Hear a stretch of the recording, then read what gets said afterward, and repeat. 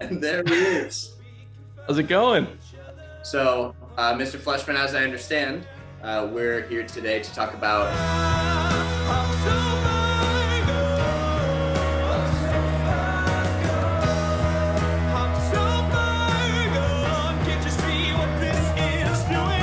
So Far Gone definitely has two parts to its creation. The first was we used to end our practices riffing off of chord progressions that we would write that day. Oh, that was a long time ago. I still hold your pillow. I improv the lyrics when we were doing it. I still hold your pillow. That line stuck with me for like weeks. And I remember it was on the back burner. I'd just come back from working at the dining hall at OSU, and I got back to my dorm room. I've been listening to an Elton John song, Where To Now, St. Peter. Where to now, Peter? If it's true, I am your hand. And that song was on a B chord. I was still learning chords at that time. The way I would learn chords was that I would play three notes together and see what logic told me the chord name was. And so I was playing a B chord and I'm playing a B in the left hand, and then I drop down and I keep dropping and I'm getting into this rhythm. And so I just decided to say like the first things that come to my mind. Kiss me goodbye tonight before you go and take your flight. Wherever you go. And I think that was really the first song that came from a place I was currently feeling. The first recording right here, if you're listening to it right now, you can hear like, you know, I didn't have all the lyrics, but I had a lot of them. And then I hit that So Far Gone. And I think that's where it all clicked. And I'm so far gone. You're so far gone. if I may ask, like, what does that song mean to you? Or even better, what did it mean to you in that moment? I think the song to me in that moment was like the first time I was like processing that I was in a long distance relationship and that it can be hard. I put off my feelings a lot to try to like just get through something, and you know, I always look for the positive, and like that was the first time that I felt that I was like sitting down and writing a diary entry. And I don't think that any of my other songs had been that for me. What does songwriting mean to you, and what does songwriting do for you? Yeah, I think songwriting at this point in my life, I think So Far Gone was the first time, and I've tried to like find that feeling again, that pocket. Sitting down at a piano and writing song is my way of figuring out what's going on with me. I was like in a really sad place when I wrote So Far Gone, and I feel like you learn the most about yourself when you're really sad. What does your songwriting process look like? How do you make a song?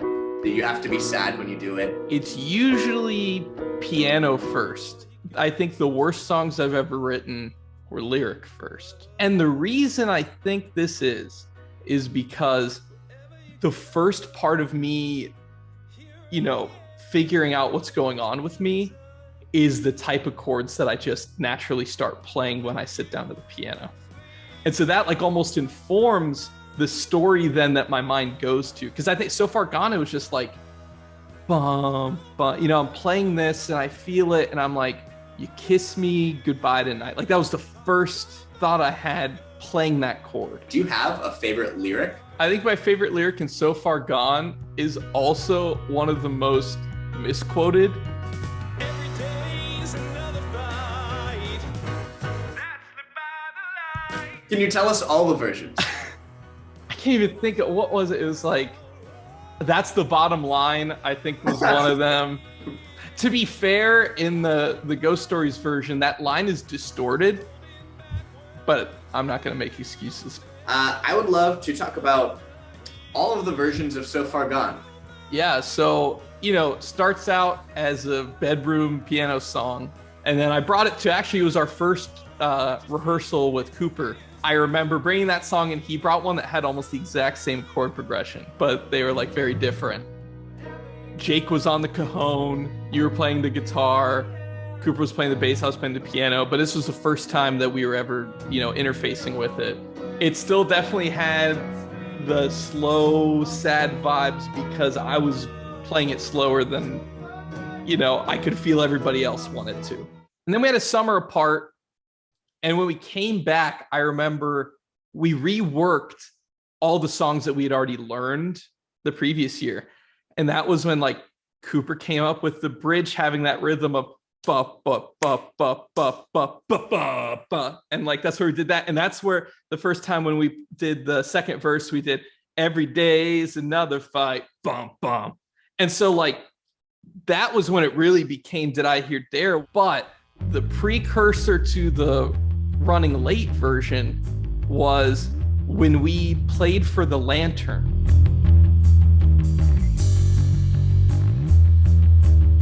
I remember we had a rehearsal right before the Lantern where it was the first time I really clearly could hear Cooper's bass line. And I realized how good it was. I remember being like, man, like if we're gonna make a kind of different version for this Lantern acoustic set, we should start with that bass line. I remember we all talked about it, and that was something we thought would be really cool. And so that got me hooked because that's how we played it from then on. But we had already recorded all the tracks for the Ghost Stories by the time we had gotten to that point. And so I don't think it was really ever in the cards or something we thought about.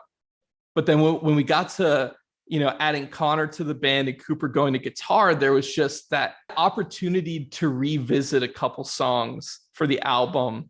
I think the Running Late version is the most Did I Hear Dare-ified version. I think the Ghost Stories is the most Dominic and Did I Hear Dare. And now, I released this little like piano acoustic version this week. I'm so far gone now.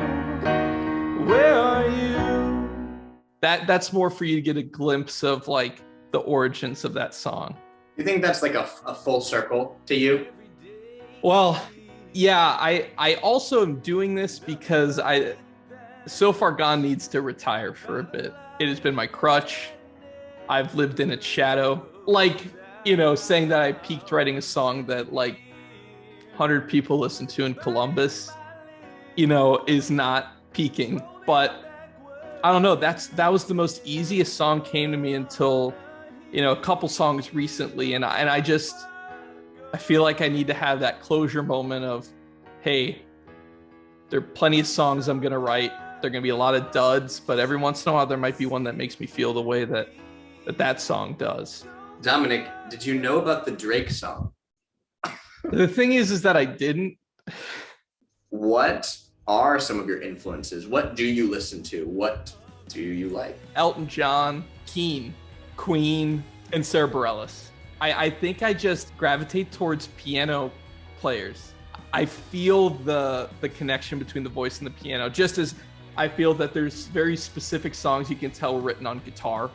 When somebody's singing it, you're like, yeah, this totally was built around this.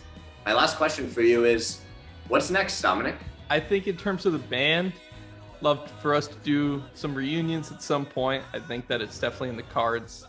And in terms of my next steps with music, I just finished recording my first single post Did I Hear Dare, and it's probably one of the first songs that has made me feel similar to So Far Gone situation. Just need to get it mixed, mastered, and then out the door. Hoping that'll be, pretty soon. And from there, I think an album. Still going through the songwriting process, cutting the bad ones and finding new ones as I go. So really excited. I'm going to look for some opportunities here in New York to try out these new songs and kind of gauge reaction and what I can change. And yeah, so I mean, future's like so open-ended, but I know that I want to continue songwriting.